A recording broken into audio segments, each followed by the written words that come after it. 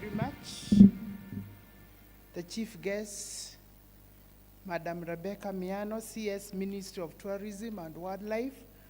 With your permission, I'll ride on all the protocols established because they are quite long.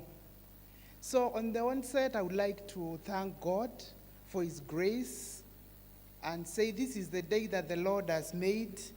This is the place, indeed, the people that the Lord purposed that today we shall be here to celebrate 10 years of excellence. And every time I think about these awards, it reminds me of remnants. Indeed, it doesn't matter how it is, there are remnants whom we can celebrate. Greetings. This evening, something very interesting happened. You know, I've just retired, and when you leave office, you cannot keep saying, I belong to that entity. So the MC said, introduce yourself and say the institution you are representing. I all of a sudden realized I was riding on that office, but now I've discovered what I shall be saying. I am Mumbua, I am the queen of Mbaluka Kingdom.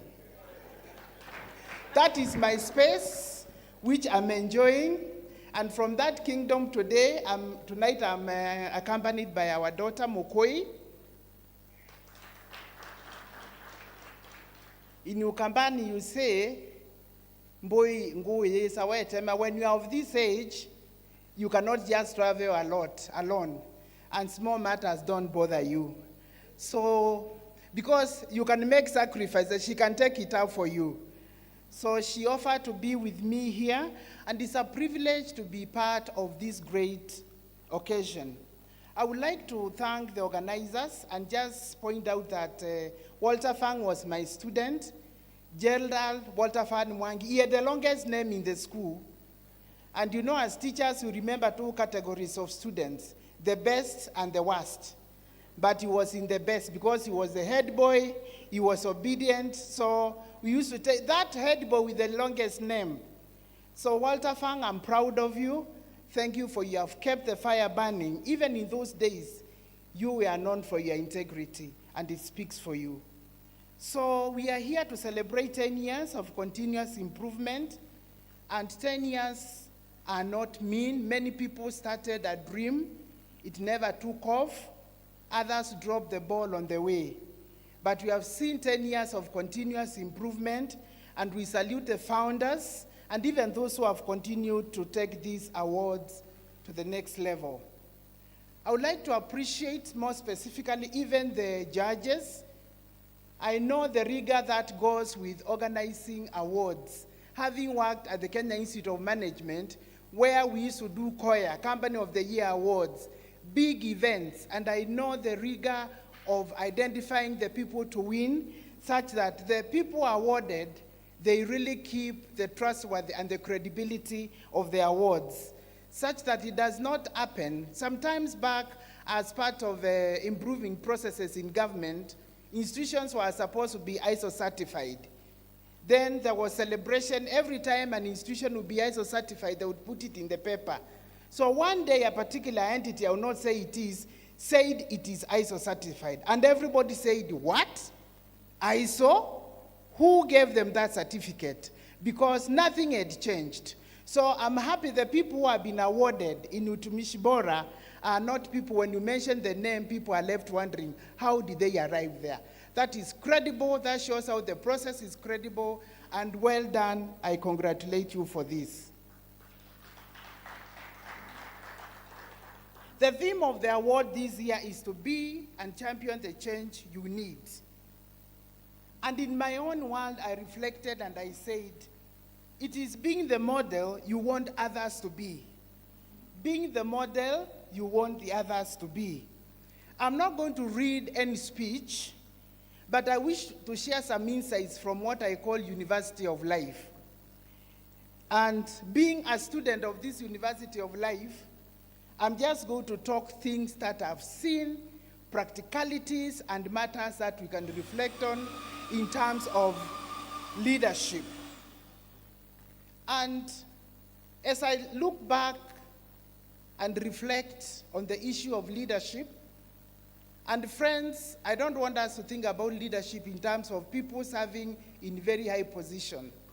Even in our families, we are leaders. As long as you are a father, you are a leader, isn't it? A father, a husband, you are a leader. If you are a wife, you are a mother, you are a leader. You are leading a constituent. And therefore, leadership in my world starts from the basic unit in the society going up. And sometimes when you lose it from there, then the society is manifested as fairly broken. And therefore, I would like us to just think, just wrap our minds around this value of trust. Trust. Do you think leaders need to worry whether the people they are leading trust them? Do you think leaders, any leader worthy their salt, need to be awake at night wondering, do the people I'm leading trust me? And therefore, what is the centrality of trust in leadership? It is very important. And I would answer to tell you that, yes, the people we lead in our various spaces need to trust us. Why? That really disturbs them, and they must really almost stand up and shout, and you want to disturb people. But humility is a virtue that makes people trust you. And when people trust you, when people believe that it doesn't matter who they are, it releases energy. People become innovative. People want to share your dreams. People want to own your vision and run with it. Finally, it is important never to tell lies. Because where I come from, we say lies have short legs. That is my proverb. Lies have short legs. Ovongo wetu malulutu nini. You know what that it means, eh? When you are lying, you are happier. You are where? Happier. You are not standing on your ground. So eventually, the lies become so heavy on you, and you have to do what? To collapse. So friends, lies have short legs. Lies have short legs. They cannot be sustained. You cannot keep up. You cannot remember what you said. And it is important to be trustworthy. Keep your word. Because it's even biblical that you are no, be a no. And finally, friends, may you be the salt of the world and the light of the world. May the Lord bless you as we celebrate 10 years of Uber. Asanteni sana.